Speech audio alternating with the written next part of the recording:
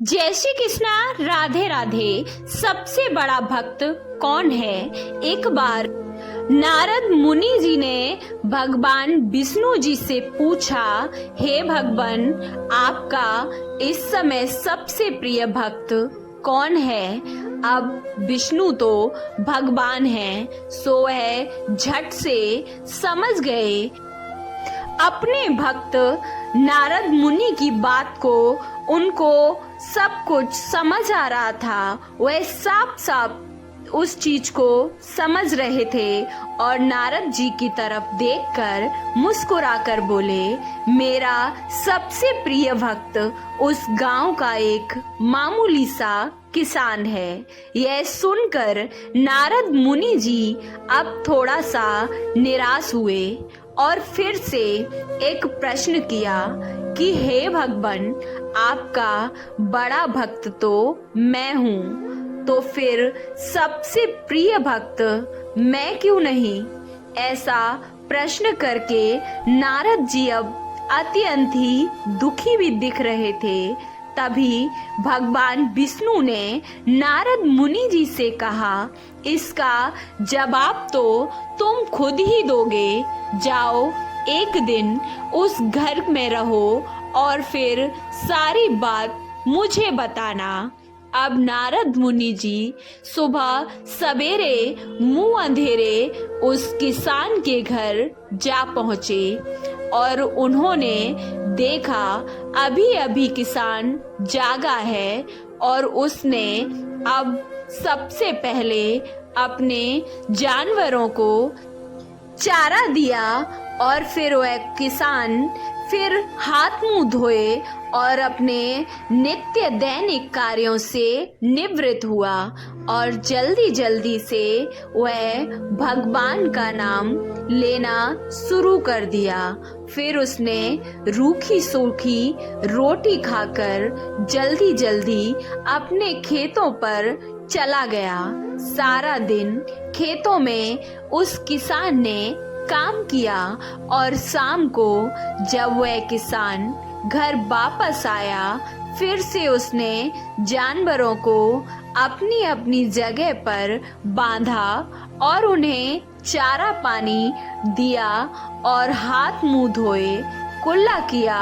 फिर उस किसान ने थोड़ी देर बाद भगवान का नाम लिया।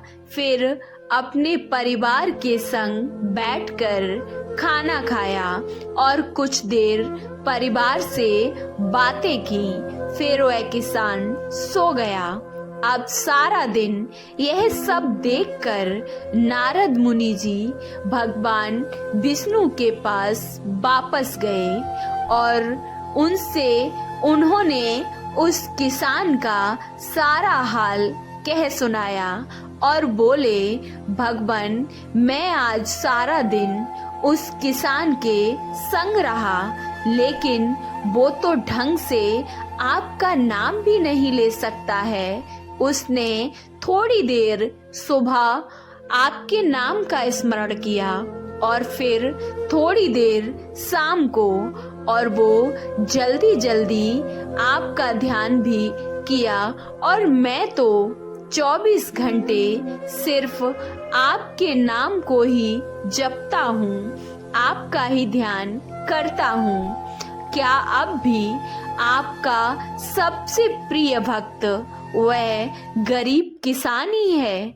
तो भगवान फिर से मुस्कुराए और भगवान विष्णु जी ने नारद जी की सारी बात सुनकर कहा, अब इसका जवाब भी मुझे खुद ही देना होगा। और भगवान विष्णु जी ने एक अमृत कलश से भरा हुआ नारद मुनि को थमाया और बोले, हे नारद जी, इस कलश को लेकर तुम तीनों लोकों की परिक्रमा करके आओ। और लेकिन नारद जी, ध्यान रहे, अगर एक बूंद भी अमृत नीचे गिर गया तो तुम्हारी सारी की सारी भक्ति और पुण्य भी नष्ट हो जाएगा। ये सुनकर नारद मुनि अत्यंत ही चिंतित हुए और सोच में भी पड़ गए। अब नारद मुनि निकल दिए। तीनों लोकों की परिक्रमा करके जब वह भगवान विष्णु के पास वापस आए तो खुश होकर बोले, भगवान, मैंने इस अमृत कलश से एक भी अमृत की बूंद नीचे गिरने नहीं दी। अब भगवान विष्णु ने पूछा, और इस तीनों लोकों की परिक्रमा के दौरान तुमने मेरा नाम कितनी बार लिया, मेरा स्मरण कितनी बार किया? अब तो नारद जी बोले, अरे भगवान, मैं ऐसा कैसे कर पाता? मेरा तो सारा ध्यान इस अमृत कलश पर ही था, फिर आपका ध्यान मैं कैसे करता? अब नारद मुनि की बातों को सुनकर भगवान विष्णु ने कहा, हे नारद, देखो उस किसान को वो अपना कर्म करते हुए भी नियमित रूप से मेरा स्मरण करता है, क्योंकि जो अपना कर्म करते हुए भी मेरा जाप करे वो ही तो मेरा सच्चा और सबसे प्रिय भक्त हुआ। तुम तो सारा दिन खाली बैठे ही जप करते हो, और जब तुम्हें कर्म दिया तो मेरे लिए तुम्हारे पास समय ही नहीं था।